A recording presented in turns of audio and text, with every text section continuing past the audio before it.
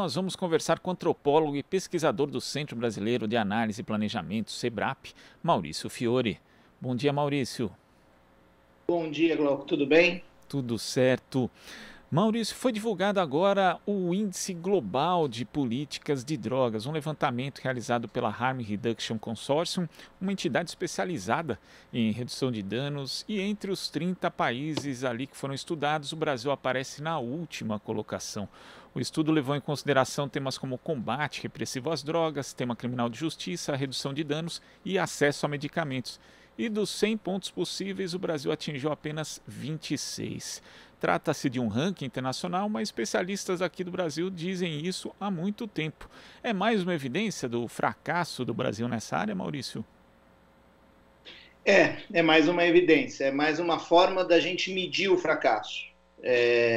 Esse índice, claro que ele, como a construção de qualquer índice, né, ele é feito com escolhas têm que ser arbitrárias.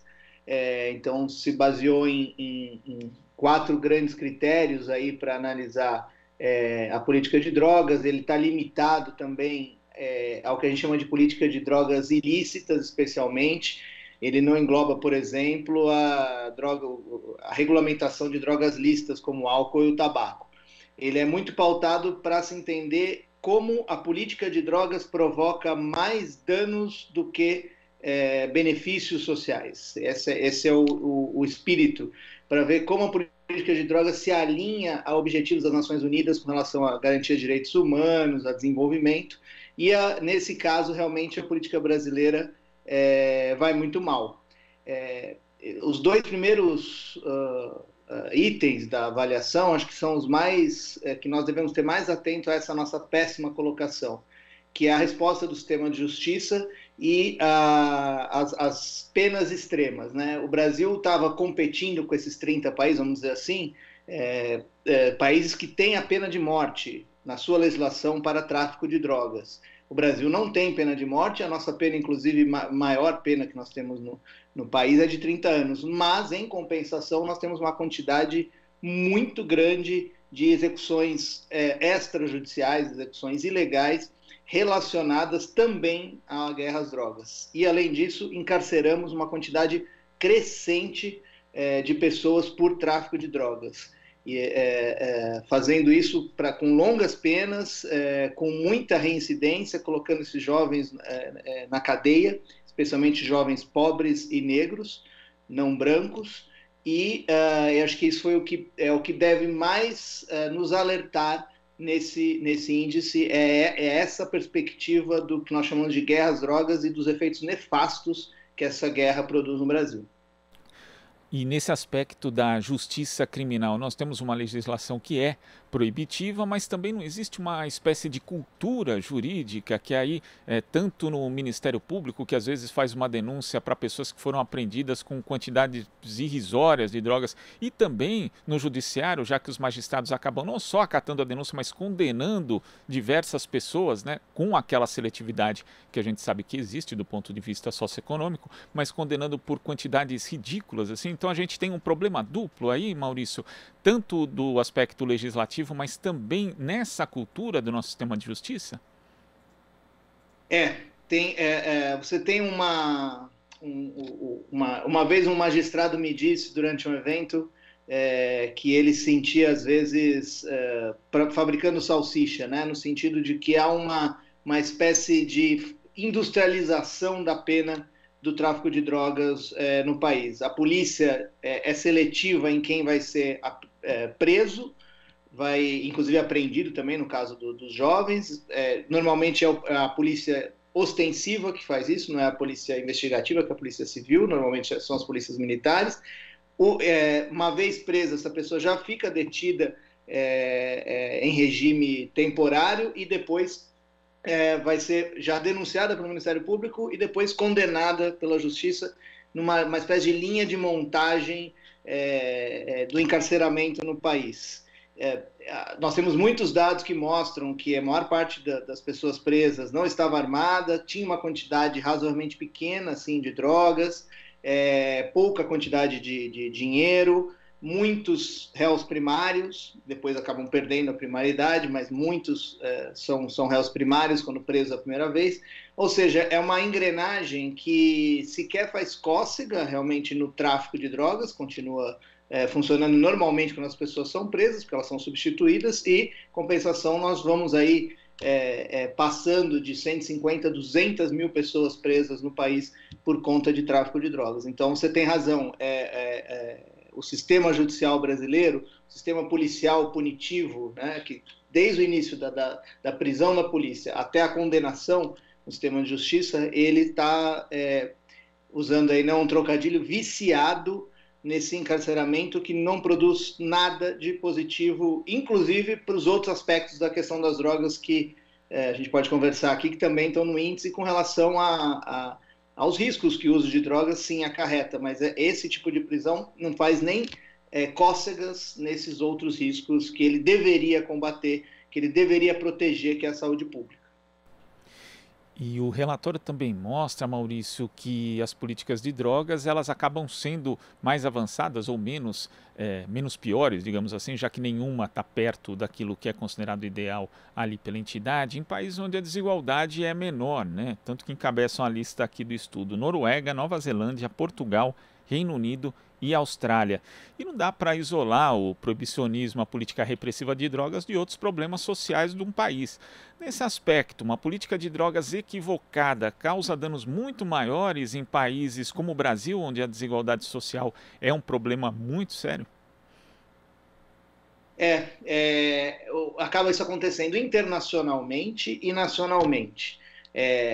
Então, países que têm um desenvolvimento social e econômico maior, uma política equivocada, como é a política, o paradigma, né, mais que uma política, eu costumo chamar, e outros especialistas, de paradigma proibicionista, ele termina por produzir danos menores, porque a rede de proteção social, seja via Estado, seja via sociedade civil, é mais forte. Em países extremamente desiguais, pobres, como o Brasil, e aí tem um agravante, no caso da América Latina, quase como um todo, muito violentos, isso é importante, as consequências são muito piores. Por quê? Porque o tráfico de drogas em países mais ricos, ele não necessariamente é um crime violento, porque o tráfico de drogas em si ele não carrega intrinsecamente a violência, não é como o crime de roubo, onde você necessariamente tem uma ameaça. Então, num país menos violento, ele acaba acontecendo de uma forma que envolve muito menos violência, muito menos gente armada, muito menos confronto,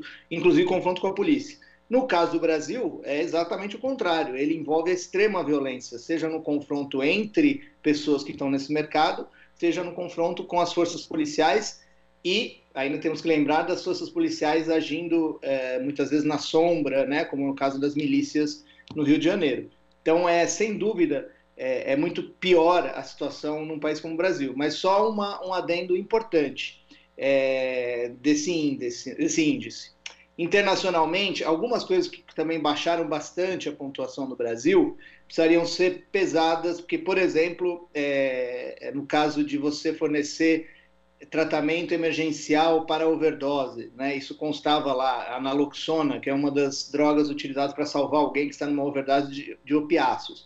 O Brasil não tem um uso de opiáceos considerável. Ele tem, mas não passa nem perto dos países europeus, especialmente dos Estados Unidos e do Canadá.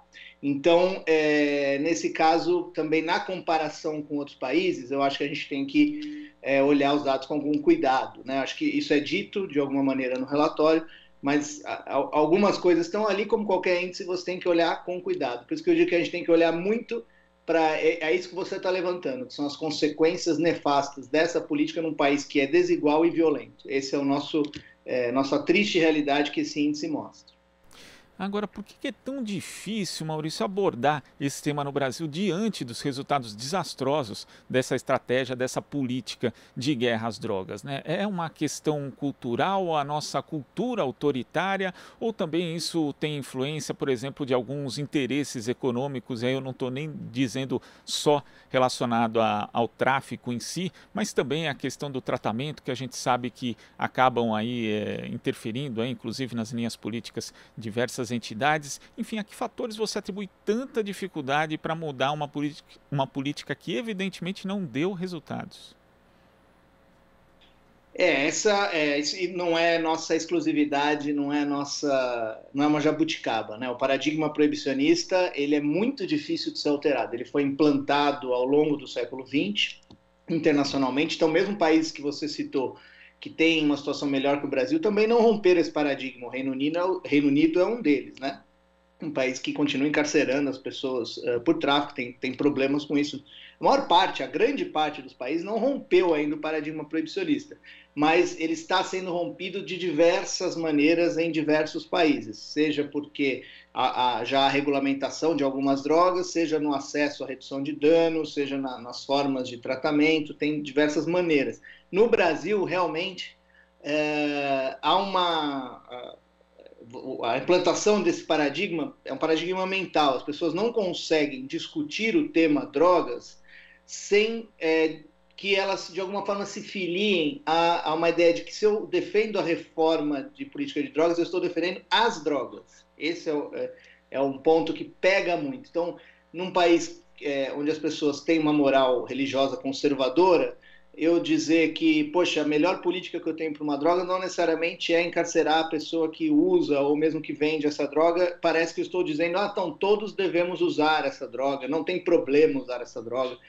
E é uma dificuldade entender qual o papel do Estado, né? Eu escrevi um texto, já vai fazer quase 10 anos, onde eu digo o lugar do Estado na questão das drogas. É isso que nós temos que entender. E aí, para todas as drogas psicoativas, inclusive as que já são listas, o Estado brasileiro ele é mal posicionado para praticamente todas as drogas.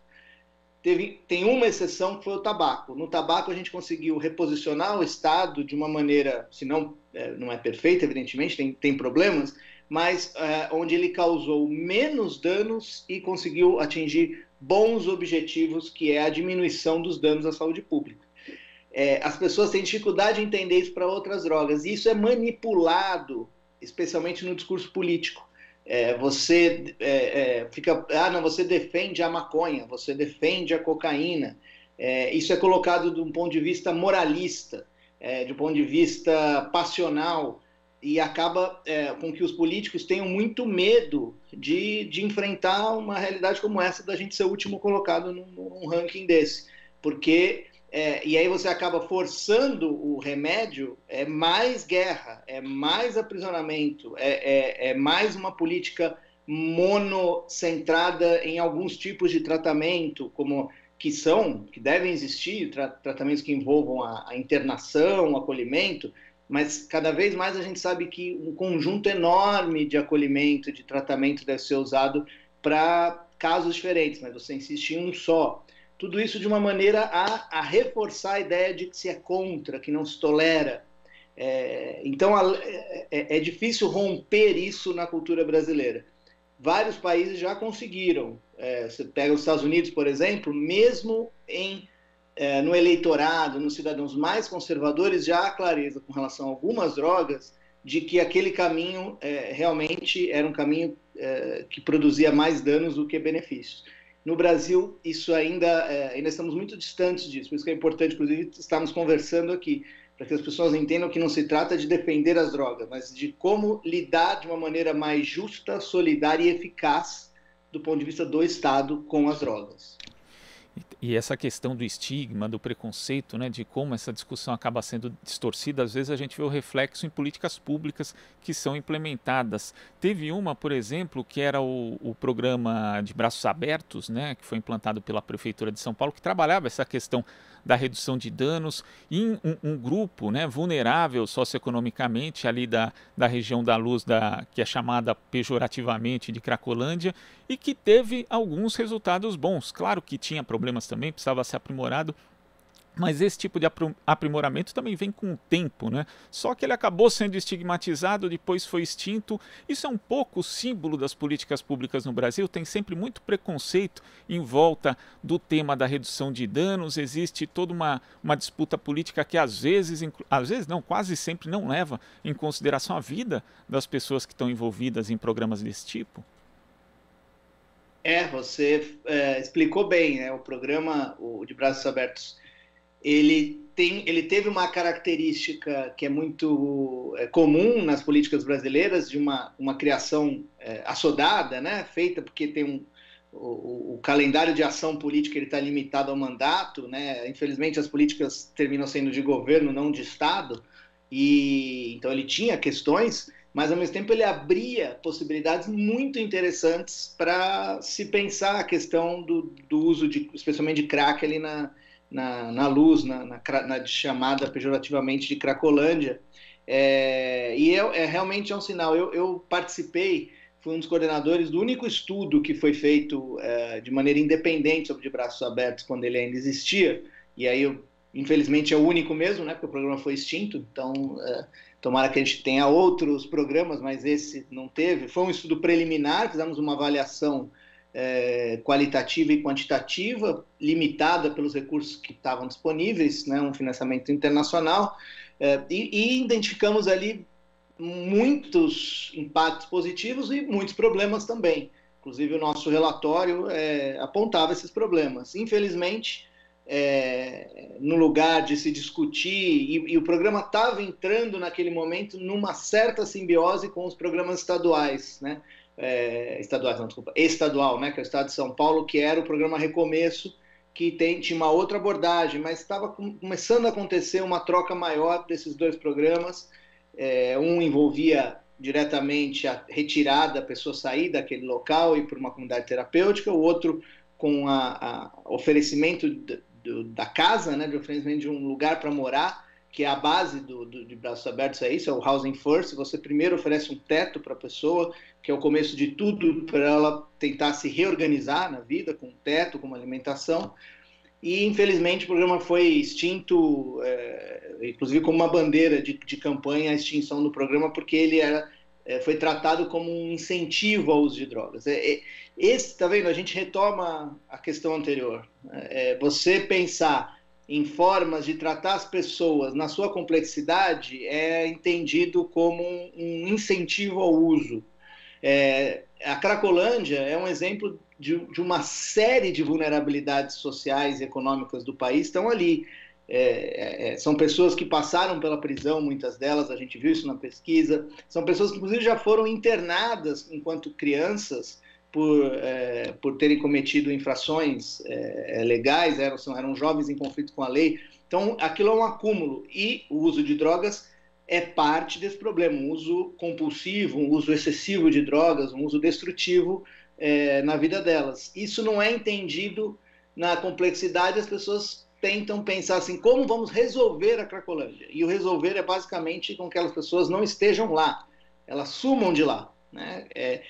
Como se isso fosse não só exequível, mas o que é pior para mim, desejável, né? É muito triste imaginar que você possa pensar uma política que queira simplesmente invisibilizar as pessoas.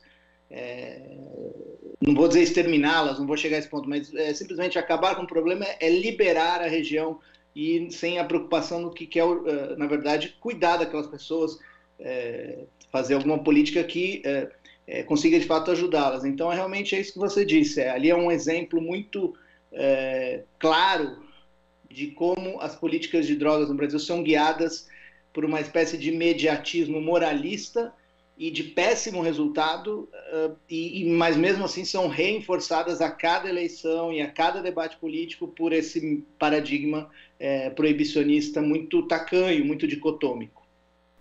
A gente espera que a difusão de informações, que esse debate venha a público, né, no ano que vem, um ano eleitoral, mas desde já, né, porque é algo que é muito necessário se discutir, ainda mais diante desses resultados que a gente tem no Brasil. Maurício, queria agradecer demais a sua participação aqui no Jornal Brasil Atual e até a próxima.